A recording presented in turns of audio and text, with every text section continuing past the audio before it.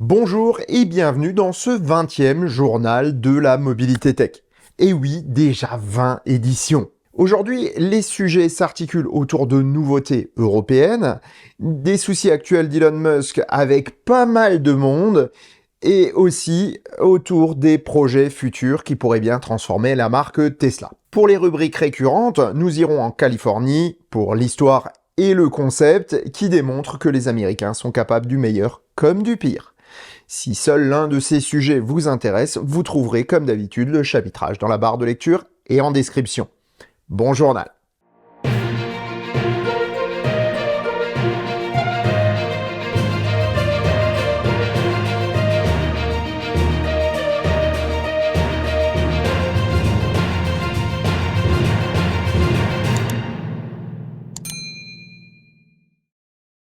Pour commencer cette édition, je voulais faire un point de fin d'année sur l'avenir de la chaîne.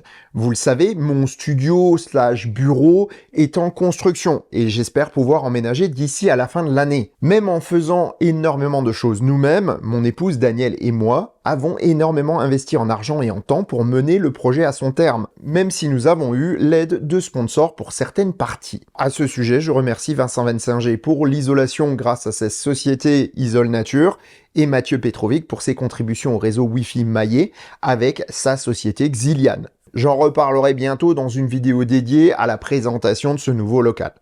Tout ceci est bel et beau, mais la chaîne continue d'avancer et la production des vidéos se poursuit à un rythme soutenu avec des épisodes de plus en plus longs.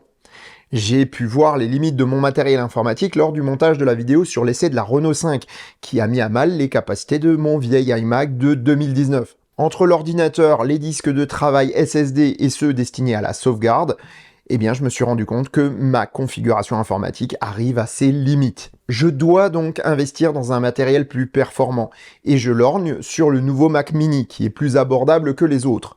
D'ailleurs, j'ai déjà un écran pour pouvoir l'adapter, ainsi que clavier souris. Donc finalement, pourquoi dépenser plus si je peux utiliser un Mac Mini ?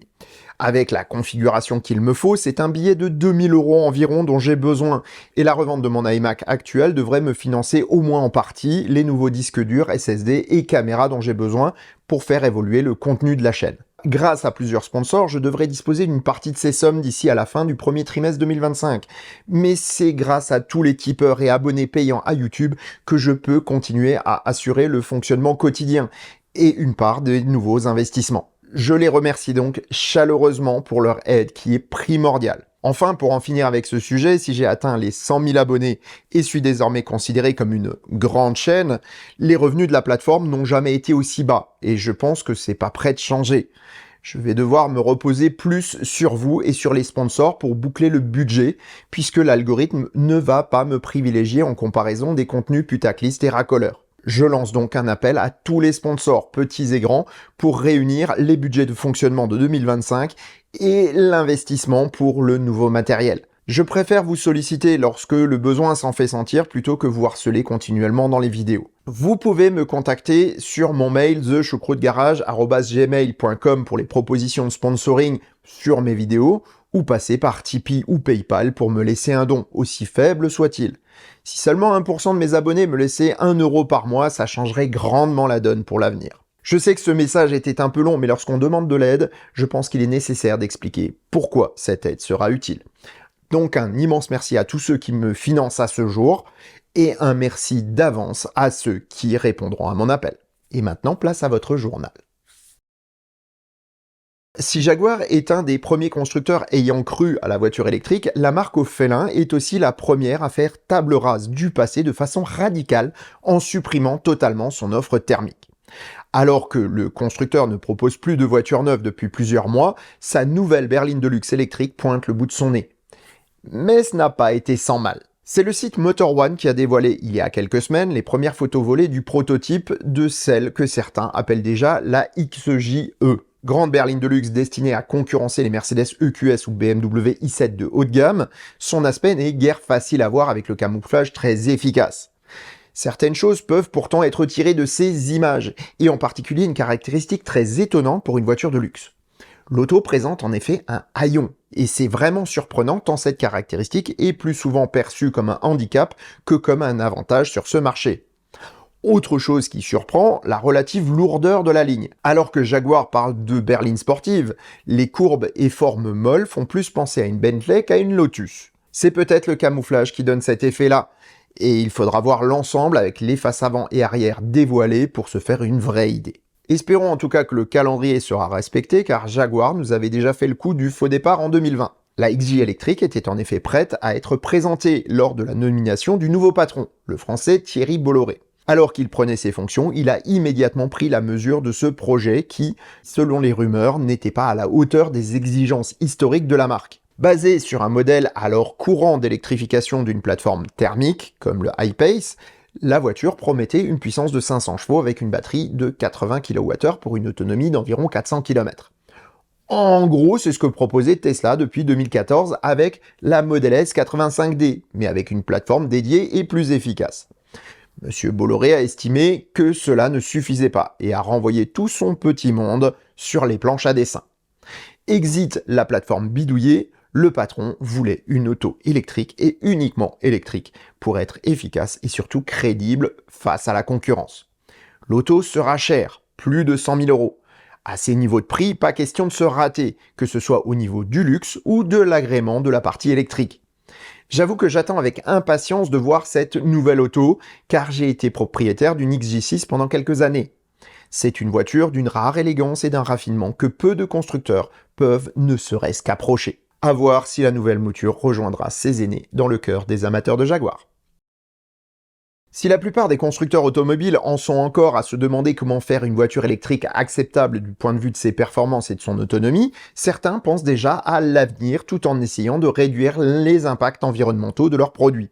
C'est ainsi que de nouveaux moteurs sont annoncés avec, entre autres, une suppression des bien polémiques terres rares. Si les terres rares sont en fait peu rares, elles n'en sont pas moins un point des plus épineux dans le monde de la mobilité électrique, mais aussi pour la transition énergétique. Voyons de quoi on parle tout d'abord. Les terres rares sont des métaux de la catégorie des lanthanides. Ils ont des propriétés particulières, dont l'électromagnétisme pour certains, et leur utilisation massive remonte à plusieurs dizaines d'années. C'est à la fin de la Seconde Guerre mondiale que les procédés de raffinage et de purification industrielle des terres rares sont apparus, pour les besoins d'un petit projet militaire américain, dont vous n'avez probablement jamais entendu parler, le projet Manhattan. Pour produire leurs bombes, les scientifiques avaient besoin de quantités de matériaux fissiles dont le noyau peut être cassé pour libérer de l'énergie. Or, l'uranium et le thorium se retrouvent dans les mêmes minerais que certaines terres rares. En plus, celles-ci étaient utiles pour la miniaturisation de certains éléments de la bombe. Il est donc nécessaire de pouvoir séparer ces différents matériaux pour avoir d'un côté de l'uranium et de l'autre côté les terres rares qu'on voulait. Il faut attendre les années 70 pour que la première terre rare trouve un usage courant. L'yttrium trouve en effet un emploi dans la composition de la couche luminescente des tubes cathodiques. La démocratisation de la télévision en fait donc une des premières terres rares à avoir eu un usage grand public. On le voit, on n'a pas attendu la propulsion électrique pour utiliser ces matériaux, et les voitures en font tout de même un grand usage, qu'elles soient électriques ou non. Le scandium sert de traceur radioactif dans les raffineries, le lantane dans les matériaux destinés à stocker ou déplacer l'hydrogène, le cérium dans les catalyseurs, l'yttrium dans les bougies d'allumage, etc., etc. Les terres rares qui nous intéressent aujourd'hui sont celles qui sont dans certains moteurs électriques. On parle ici des moteurs à courant continu et des moteurs synchrones à aimant permanent. Ce sont ces derniers qui contiennent le plus de terres rares. On est ici en présence de praséodyme, de néodyme, de samarium et de dysprosium. Bien, maintenant, voyons ce qui rend ces terres rares critiques pour la mobilité électrique. Premièrement, elles sont en grande majorité produites par la Chine, qui en régule largement l'exportation. Avec 37% des productions mondiales, le pays de Mao se retrouve en position de force, mais peut aussi réguler le prix un peu à sa guise. On sait que les Chinois ont pris le chemin de la transition énergétique, mais pas à n'importe quel prix. Pour être compétitive, l'industrie minière chinoise doit produire ses métaux au meilleur coût. Et quel meilleur vecteur d'économie qu'une gestion des déchets laxistes? Toutes les industries y ont ou y ont eu recours, mais dans le cas des terres rares, c'est plutôt épineux, et même un peu plus qu'ailleurs. Comme je l'ai dit plus haut, les terres rares sont souvent associées à de l'uranium, et celui-ci se retrouve concentré dans les rejets, provoquant des pollutions radioactives pour les populations environnantes. De telles pratiques font baisser le prix de ces matières, ce qui rend le recyclage non rentable de facto. Et du coup, les terres rares contenues dans les déchets technologiques de l'Occident ne sont pas récupérées. Enfin si, 1% à l'échelle mondiale. Seul le Japon tente de monter une filière pour ne pas être dépendant de l'ennemi historique. Ce n'est plus ici un problème économique, mais un problème politique. On comprend mieux pourquoi ce passé de terres rares revient souvent dans la bouche des industriels et des fabricants de moteurs. En tout cas, ceux qui sont responsables. Deux constructeurs sont à la pointe de cette recherche, car ils veulent continuer à utiliser des moteurs à aimant permanent. Ce sont Tesla et General Motors. Dans les deux cas, l'utilisation des moteurs synchrones est bonne pour eux pour les rendements à basse vitesse. Et chez Tesla, en ajoutant la réluctance variable, cela en fait un moteur extrêmement efficient, même à haute vitesse. Maintenant, voyons comment s'en passer. Si on n'a pas plus d'informations que cela sur le futur moteur Tesla, on a quelques indices tout de même. Premièrement, Tesla veut maximiser l'usage de la réluctance variable. Cela lui permet de se reposer sur les aimants permanents uniquement lorsque c'est nécessaire, à savoir à basse vitesse ou lors de changements de régime, en accélération ou décélération. Avoir recours au maximum à la réluctance variable permet d'utiliser des aimants plus petits qu'un moteur classique, et donc de faire des économies, mais cela ne va pas sans mal. En effet, il faut avoir une gestion très fine des flux magnétiques dans le rotor. Pour cela, Tesla a développé son propre outil de simulation qui lui permet de voir, avant de construire le rotor, quels seront les flux magnétiques passant par les aimants permanents ou ayant recours à la réluctance en passant à côté des aimants. Pour les aimants, Tesla souhaite remplacer les terres rares, mais on n'a pas d'informations sur le matériau que compte utiliser Tesla. Il est toutefois peu probable qu'il soit bon marché, car Tesla ne souhaite pas utiliser de gros aimants. Il faudra que ceux-ci aient des capacités magnétiques au moins aussi bonnes qu'avec les terres rares, sinon ce serait contre-productif sur le plan des coûts et du prix de vente des autos. Du côté de GM, par contre, on a quelques informations, et en particulier le matériau qui remplacera les terres rares. L'Américain s'est associé à Nairon Magnetics, une start-up créée en 2014 pour utiliser des aimants en nitrure de fer. Attention toutefois, cette voie n'est pas sans risque, en particulier pour les moteurs de forte puissance comme ceux qui équipent nos voitures. Réduit en poudre par frottement, le nitrure de fer est dangereux pour la santé. Inhalé, la poudre peut provoquer une sidérose qui est une intoxication aiguë au fer. Chauffée, elle dégage de l'ammoniac toxique pour les voies respiratoires. Son avantage est par contre d'être abondant et relativement facile à produire partout dans le monde en comparaison des terres rares. Avec un procédé innovant, Nairon est parvenu à obtenir des aimants plus puissants qu'avec les lanthanides, ce qui offre la voie à des moteurs plus compacts et moins coûteux en matériaux pour des performances identiques. Et ça, c'est intéressant pour énormément d'applications. Ainsi, les constructeurs automobiles comme GM, Volvo, Stellantis ou Magna ont investi dans cette start-up, tout comme les géants de la tech comme Samsung ou Western Digital et bien d'autres. Il y a pourtant aussi d'autres voies pour remplacer les terres rares avec, en l'occurrence, des polymères et des résines. Pour les moteurs automobiles, il est clair que c'est une avancée possible. Mais ce n'est pas la seule solution, puisque se passer totalement d'aimants permanents a aussi des avantages. Mais ça, c'est ce qu'on verra dans le prochain épisode du Choucroute Garage. Certains avaient déjà enterré Mercedes dans le monde de la voiture électrique. D'autres avaient relayé de fausses nouvelles orientées pour faire croire que Mercedes abandonnait la voiture électrique. Eh bien, rien n'est plus faux, et le constructeur à l'étoile le démontre avec brio. Si Mercedes-Benz AG est le plus vieux constructeur automobile au monde, son histoire a débuté par le moteur à combustion interne. Fort de cette histoire, les décideurs de Stuttgart avaient décidé de ne pas associer totalement leur marque à la voiture électrique, et ont donc conçu la marque EQ. En plus d'un logo, c'était une identité stylistique distincte qu'avaient voulu les dirigeants, avec des modèles ayant une forte différenciation par rapport à la gamme classique du constructeur. Eh bien, c'est désormais du passé. Les clients de Mercedes ont parlé. Ils veulent des Mercedes et pas des EQ. Et puis, si les Mercedes sont électriques, eh bien c'est tant mieux. Exit donc EQ et les formes peu consensuelles. Bienvenue à la nouvelle génération de Mercedes électriques mais aussi thermiques avec la nouvelle CLA qui entérine le changement de stratégie. Mercedes continue à travailler très sérieusement sur la transition énergétique et le dernier dossier de presse dédié à la CLA à venir le démontre très bien. Avec une efficience permettant de limiter sa consommation moyenne à 12 kWh au 100, la nouvelle berline de l'allemand risque bien de parvenir à détrôner la Lucid Air. Et ce, avec un modèle grand public, pas avec une auto dont la diffusion est plus que confidentielle. Alors que les tests EPA de la grande berline américaine donnent un résultat de 12,43 kWh au 100, la Mercedes fait seulement un tout petit peu mieux. Mais mieux tout de même. Pour parvenir à cet exploit, Mercedes a pris une voie totalement différente de celle prise par Lucid. Le constructeur de Casa Grande a en effet privilégié l'efficience du moteur en lui-même, tout en comptant avec une aérodynamique favorable aux grandes autos. Plus compacte, l'allemande doit faire avec une traînée aérodynamique plus importante liée à sa longueur, mais compense avec des technologies bien dans l'esprit allemand. Les moteurs à aimant permanent sont peu efficaces à haute vitesse. Eh bien, pourquoi ne pas mettre une boîte de vitesse ? Les moteurs avant à aimant permanent aussi pénalisent l'autonomie lorsqu'ils ne sont pas utilisés. Eh bien, pourquoi ne pas mettre un découplage de transmission ?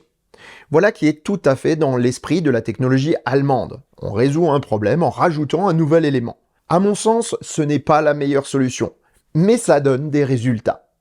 Au final, cette Mercedes, même si elle n'est pas encore présentée dans sa version de série, est bigrement intéressante, car elle présente une approche technologique totalement différente de ce que font Lucid ou Tesla. Et ça, c'est si fourni en informations et explications que cela demande un épisode complet de Planète électrique.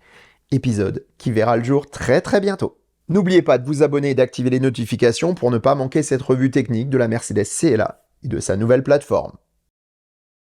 La présentation We Robot de Tesla a laissé pas mal de monde perplexe. Entre le Cybercab, le Robovan et Optimus, Elon Musk ne nous a présenté que des produits ou services qu'on n'imagine pas voir dans la vraie vie avant longtemps. Maintenant, imaginons que cette présentation et toute la posture d'Elon Musk relativement au futur de Tesla ces derniers temps ne soit là que pour cacher ce qui se prépare pour les voitures de Monsieur Tout-le-Monde. On sait bien qu'entre ce qu'Elon Musk dit et ce que Tesla fait, il y a toujours une marge de différence, en particulier d'un point de vue temporel. En revanche, ce qu'on sait aussi, c'est que Musk est têtu, et qu'il obtient toujours ce qu'il veut au final. Mais rarement sans faire de concessions pour parvenir à ses fins. La conduite autonome et les robots humaniformes sont désormais le but prioritaire de Musk. Mais cela n'ira pas sans développer d'autres produits pour la marque le temps que tout cela soit prêt. Alors pourquoi faire un tel show ? Eh bien peut-être pour masquer ce que prépare Tesla pour un futur proche, puisque les aficionados sont à l'affût de la moindre information, et aujourd'hui détourner leur attention permet de garder certains projets secrets. Nombreux ont été les déçus des déclarations du patron de Tesla au sujet de la Compact ou du Roadster 2.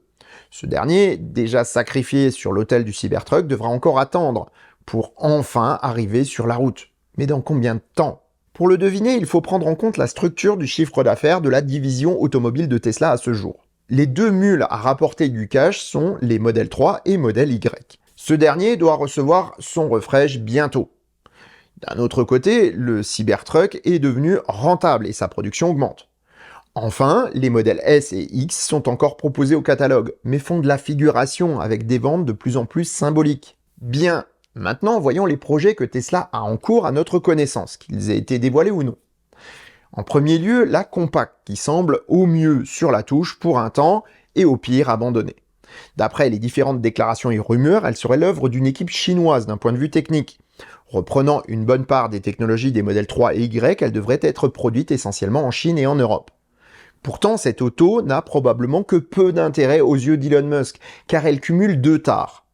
Premièrement, elle n'a que peu de technologies nouvelles par rapport au modèle actuel, et deuxièmement, elle pose un problème de rentabilité. Un modèle à bas prix est compliqué à rentabiliser sans consentir d'énormes investissements pour les produire en masse, en vraiment très grand nombre. Et ces investissements sont actuellement dirigés vers la division intelligence artificielle de Tesla. Ensuite, le Roadster 2.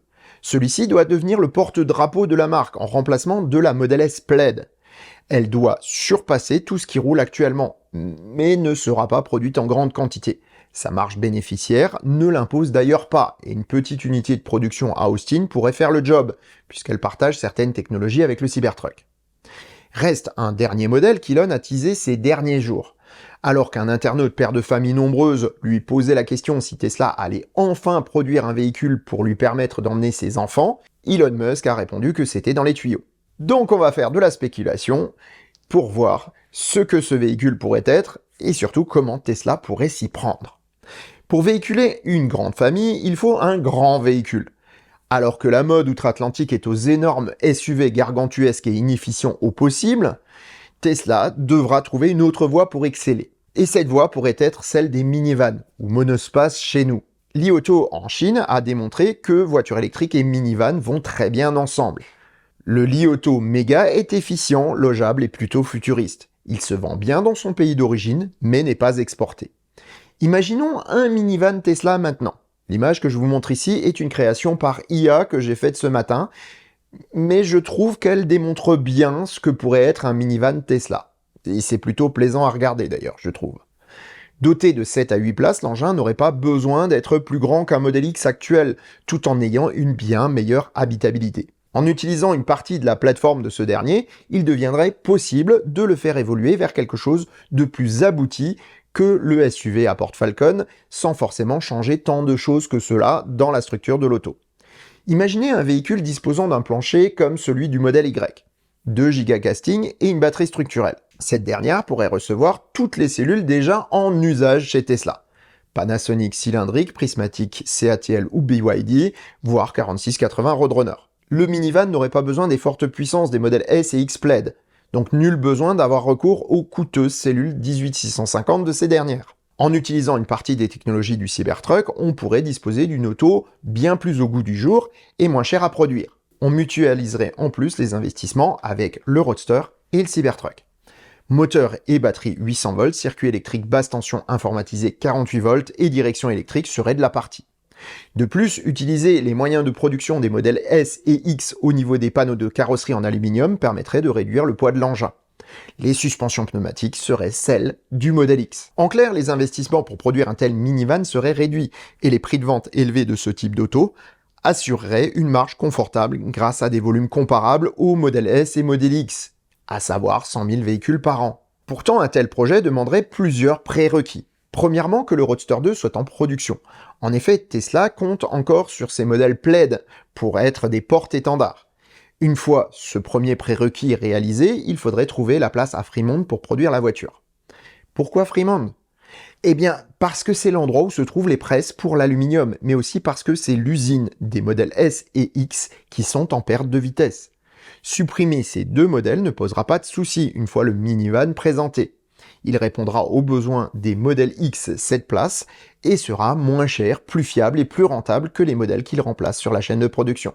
C'est QFD. Au final, on voit bien qu'il reste pas mal de marge de manœuvre à Tesla pour faire encore des autos qui seront conduites par leurs propriétaires. Et ça, personnellement, je trouve ça bien plus excitant qu'une conduite autonome. On reste avec Tesla et Elon Musk, avec deux clashs entre des personnalités qui étaient auparavant de fervents soutiens du milliardaire américain. Ce ne sont pas moins que le patron de CATL et le ministre de l'économie du Land de Brandebourg qui annoncent ouvertement avoir eu des discussions avec Elon Musk. Discussions qui se sont plutôt mal terminées. Mais quelles en seront les conséquences ? Décidément, Elon Musk est une personne bien singulière pour qui n'a pas les clés pour le comprendre. J'avoue que j'ai énormément appris sur sa manière de fonctionner avec l'excellente biographie de Walter Isaacson. Celle-ci donne la parole à Musk, mais aussi aux gens qui l'ont côtoyé, admirateurs ou détracteurs. Visiblement, Robin Zeng, patron du fabricant de batteries CATL, n'a pas lu cette biographie. Sinon, il n'aurait pas fait les déclarations qu'il a faites publiquement. Il déclare avoir eu plusieurs discussions avec Elon Musk pour lui expliquer que les 4680 ne sont pas la bonne voie à suivre selon lui. Il a même été plutôt vindicatif en déclarant que, je cite, « Elon Musk ne sait pas comment fabriquer une batterie ». Voilà qui est singulier lorsqu'on connaît le succès et les prouesses réalisées par Tesla à ce niveau au cours des 15 dernières années. Or, de telles déclarations peuvent avoir un énorme effet sur le business de CATL, et pas dans le bon sens. Elon Musk est un jusqu'au-boutiste qui fera tout ce qu'il peut pour réussir. Surtout lorsque tout le monde pense qu'il va échouer. Avec Tesla, ce sont énormément de concepts que toute l'industrie reprend petit à petit. Informatique de bord, voitures connectées, gigacasting et j'en passe. Ce sont des éléments qui ont été copiés et repris par ceux-là même qui disaient que Tesla faisait de la... Ouais, enfin, vous avez compris quoi. Fort de son statut de leader mondial, Zeng et CATL ont oublié qu'il y a rarement une seule voie possible en technologie.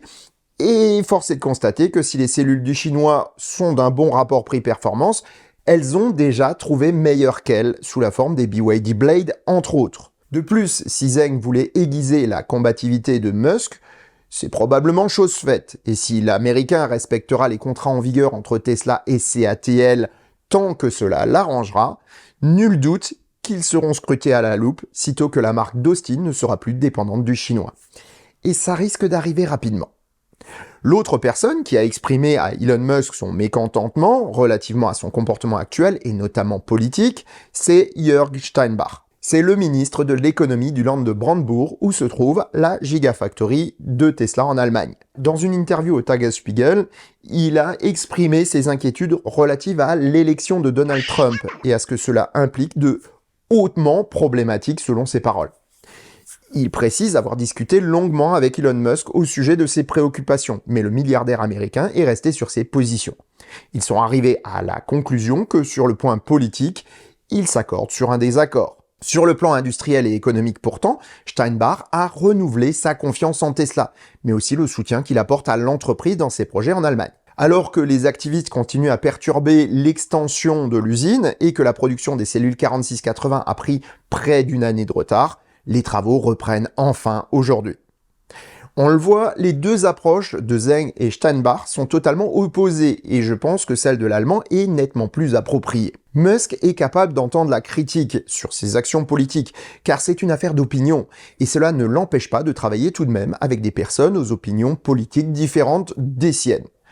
L'approche de Zheng est plus personnelle et attaque directement les compétences de Musk, mais aussi sa faculté à réussir un projet. Et ça, c'est quelque chose que n'accepte pas le milliardaire, et c'est normal. Cela appellera forcément une réaction contre CATL qui risque de perdre énormément dans cette affaire. Je finis ce sujet par une petite phrase d'un opposant d'Elon Musk, qui a fini par devoir reconnaître qu'il avait tort, et qui s'est exprimé dans la biographie d'Isaacson. Il a conclu son témoignage en disant « Ne pariez jamais contre Elon Musk, vous perdrez à coup sûr. » À méditer.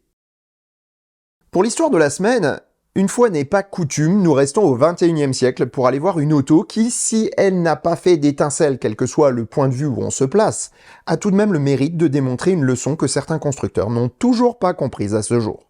En musique, une coda est un petit symbole placé sur une partition. Lorsque certains passages se répètent dans une œuvre musicale, on ne les réécrit pas plusieurs fois. Il y a un signe qui indique le nombre de répétitions à faire de cette phrase musicale. Une fois le nombre de répétitions de cette phrase joué, il faut alors passer à la fin du morceau marqué par la coda. Pourquoi je vous dis ça? Eh bien parce que la coda, en tant que voiture, voulait faire la même chose. Elle voulait faire table rase sur ce qui s'était passé avant, à savoir les moteurs thermiques. Nous sommes un peu avant le début des années 2010 et un constructeur commence à faire parler de lui en Californie, Tesla. La Model S est présentée, mais pas encore en production, et cela donne l'idée à Kevin Singer et Miles Rubin de produire une voiture électrique familiale bon marché pour s'implanter le plus rapidement possible sur un créneau prometteur. Après un premier tour de financement qui leur rapporte 125 millions de dollars, l'entreprise se constitue à Los Angeles sous la forme d'une co-entreprise Amérique-Chine. Miles Rubin a déjà un pied dans la place, puisqu'il est déjà revendeur de voitures électriques chinoises revues et corrigées pour passer les normes de sécurité plus drastiques aux États-Unis. Le partenaire chinois s'appelle Hafei et apporte une auto déjà toute prête, la Saibao. Celle-ci d'ailleurs a sa petite anecdote croustillante bien à elle. Basée sur une mécanique de Mitsubishi Lancer obsolète dont la licence est acquise par le chinois, la carrosserie, si elle manque singulièrement de caractère, est plus que similaire à celle d'un concurrent coréen, Daewoo. Ce dernier propose la Nubira qui ressemble très fort à la Saibao. On aurait pu penser que le coréen attaquerait le chinois pour copie. Mais en fait, ce dernier n'y est pour rien dans cette affaire. Le bureau de design Pininfarina a tout simplement utilisé le même dessin pour les deux contrats, en supposant que les deux constructeurs n'iraient jamais se concurrencer. Ah là là, ces Italiens. La Coda a donc une caisse. Il lui faut maintenant un moteur et une batterie. Pour cette dernière, Miles Rubin fait appel à une chimie encore peu connue à l'époque. Ce sont en effet des cellules LFP qui composent le pack de 31 kWh. Avec son moteur de 100 kW, soit 136 chevaux, elle peut atteindre 137 km/h limité électroniquement et parcourir 142 km selon le cycle de mesure EPA américain. Sa seule innovation est la présence d'un système de gestion thermique liquide dans son pack pour une meilleure durabilité. La voiture est prête en avril 2013 et se vend à 37 250 $ hors aide publique. 117 voitures sortant de l'usine de Benicia sont vendues. Si elle reçoit sa propulsion électrique en Californie, le reste est produit en Chine. L'aventure prend fin en mai 2013 car le public n'a pas du tout accroché à l'auto. Trop peu d'autonomie, une mauvaise efficience à cause de sa conception de base prévue pour les moteurs thermiques, mais surtout un usage peu pratique à l'époque ont eu raison de l'auto. Il faut préciser que le réseau de charge publique était inexistant. Ce n'est que plus tard que Tesla a démontré la faisabilité des charges rapides avec son réseau de superchargeurs. Mullen Automobile rachètera les restes de Koda et tentera de continuer l'aventure avec les autos incomplètes en stock. Mais ce ne sera pas plus réussi que la tentative de Koda. Il continue d'ailleurs aujourd'hui à vendre des pièces détachées pour ses autos. Pour la petite histoire, le youtubeur Kyle Connor de Autospec a retrouvé une Koda neuve qui pourrissait dans l'arrière-cour d'un concessionnaire californien. Il est parvenu à la racheter pour $1 symbolique et la remise en route. Il est parvenu à la faire immatriculer et fait de temps en temps des vidéos avec elle. On note que la batterie, malgré un stockage en plein soleil pendant 10 ans sans jamais avoir été touchée, avait encore 30% de charge et fonctionne aujourd'hui parfaitement sans aucune intervention. La leçon qu'on peut tirer de cette auto est que peu importe le prix, une auto électrique ne se vendra pas bien si elle n'est pas acceptable pour le public, du moins du point de vue de sa praticité. Réaliser une auto électrique à partir d'une thermique débouche toujours sur des produits médiocres qui finiront toujours par décevoir la clientèle. À la même époque, l'approche radicalement différente de Tesla a démontré qu'une auto électrique bien conçue pouvait surpasser tout ce qui roulait et se vendre bien au-delà des prévisions. Bientôt, je vous ferai une revue technique très spéciale où je vous présenterai une auto qui, elle aussi, doit subir le boulet de sa conception basée sur un modèle thermique obsolète et des éléments absolument dingues dans une voiture électrique moderne. Franchement, ça, ce sera un épisode à ne pas manquer. On l'a vu plus tôt dans cet épisode, le Tesla Roadster est encore une fois retardé. Comme ce fut le cas pour le Cybertruck, il est toujours des personnes qui ne peuvent attendre. À l'instar de Truckla, réalisé par Simon Giertz, c'est un YouTuber qui s'est collé à la réalisation d'un Roadster à partir d'une Model 3 destinée à la casse. David Andreev est un YouTuber amateur depuis 5 ans, mais c'est avec l'arrivée d'une Model 3 qu'il commence réellement à faire des vidéos. Il commence par des épisodes très classiques comme le montage d'accessoires, mais très vite, il fait une série de vidéos sur la remise en état d'une Model 3 Performance achetée à la casse. Le niveau monte encore d'un cran lorsqu'il se procure une Toyota Prius C de 2014 dans un état avancé. Il se met en tête de la transformer en mini Cybertruck. Il devient un cyber-hooligan. C'est d'ailleurs le nom de sa chaîne. Ce projet terminé, David se dit que l'attente pour le Roadster 2 est trop longue. Il se dit qu'il pourrait construire sa propre version à partir d'un modèle 3 accidenté. Et ça a donné ça. Cette machine qui fait tourner les têtes est basiquement une Model 3 Performance qui a tout d'abord été remise en état d'un point de vue mécanique. Plancher, suspension et moteur ont retrouvé un état fonctionnel avant que David ne commence à la découper sauvagement. Top chopé, l'auto perd ses places arrière, mais pas ses fonctionnalités. David veut en effet que tout fonctionne à la perfection. Il commence à façonner une nouvelle carrosserie directement sur la caisse et adapte des éléments de série comme le pare-brise, le capot avant ou les ailes avant. Il apporte un soin particulier à la position des caméras de l'autopilote et passe 2 ans à peaufiner le look de son auto. C'est après une somme incommensurable d'efforts, de larmes et de sang qu'il parvient au résultat que vous avez sous les yeux. L'auto n'est pas totalement finie, mais ce n'est que l'intérieur qui n'est pas finalisé. L'extérieur du Cyber Roadster est superbement réalisé et surtout la voiture est 100% fonctionnelle. Elle supercharge et depuis quelques jours a un FSD qui fonctionne effectivement. Si la marche entre le mini Cybertruck et le Cyber Roadster était énorme, David ne compte pas s'arrêter là. Dans ses vidéos, il présente une Model S Plaid en piteux état. Et vous vous doutez bien de ce qui va se passer. Il prépare un nouveau projet appelé Cyberplaid. Et personnellement, j'attends avec impatience de voir ce qui va sortir de fou de l'atelier du cyber-hooligan.